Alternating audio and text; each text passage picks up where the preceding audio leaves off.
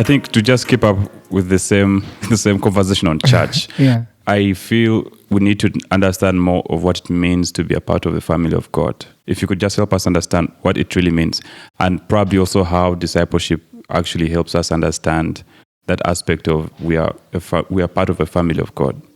I think, growing up in a family where most of us, we have a concept of families that we belong to that have been full of hurting and all kind of thing. Right. And so when we come to the church as a family of God, we bring that experience into the church. And so we usually don't understand. We don't trust. Exactly. We don't trust easily. We don't trust easily. We actually don't treat each other well, and you see, there's fear and all that kind of thing. Everyone is a suspect. Yes. Yeah. So being part of God's family, mostly it has been not easy because there's that fear.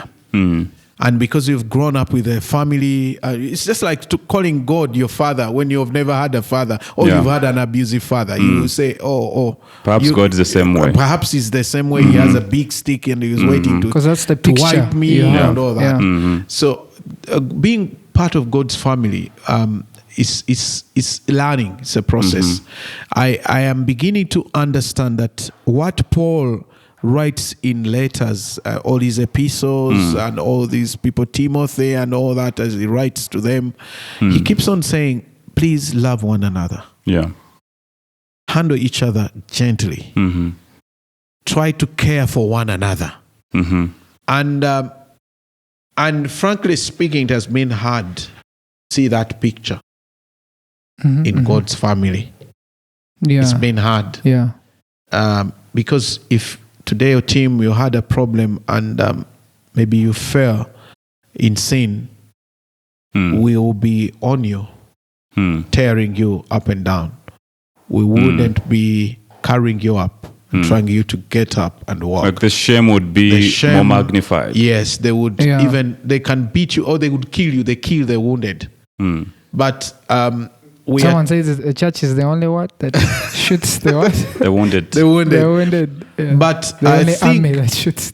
I think learning and getting deeper. We at our church we started with doing a book study on Ephesians. So we went deeper, chapter by chapter. The whole. We took us like 3 months. It's big on identity. Yeah. It's more of identity, more of love, unity. Yeah. We dug into it, and we are beginning. I'm beginning to ask myself, why does God summarize all these laws and makes only two? Love God with all your heart and your everything. And the second is love your neighbor. Is a relation of God. And so I'm beginning to intentionally know my role in this family of God. What is my role? Yeah. What is your role as a member of this family? Your role in the body. Of course, conflict will be there, but how do you handle it? Because in our homes, some homes, there are conflicts. You have a brother conflict with your brother, but that doesn't stop you from being brothers. You meet together, you have different perceptions and all that.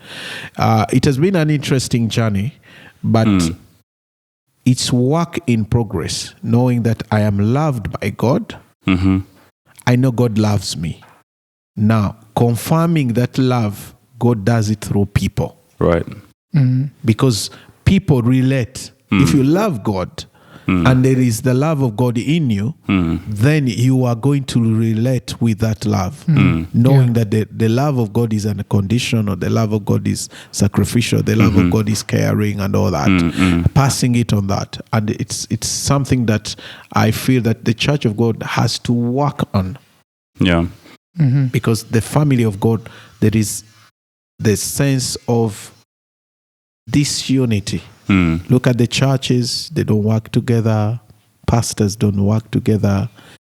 Brothers and sisters are having conflict in the church. And there's some hurting. But I'm beginning to know that even in this family of God, there are challenges with it. But I'm glad that I can be part of this family. Yeah. And the rest is a work in progress, is an understanding that as families, there are conflicts. But there's a God that puts us together for a purpose.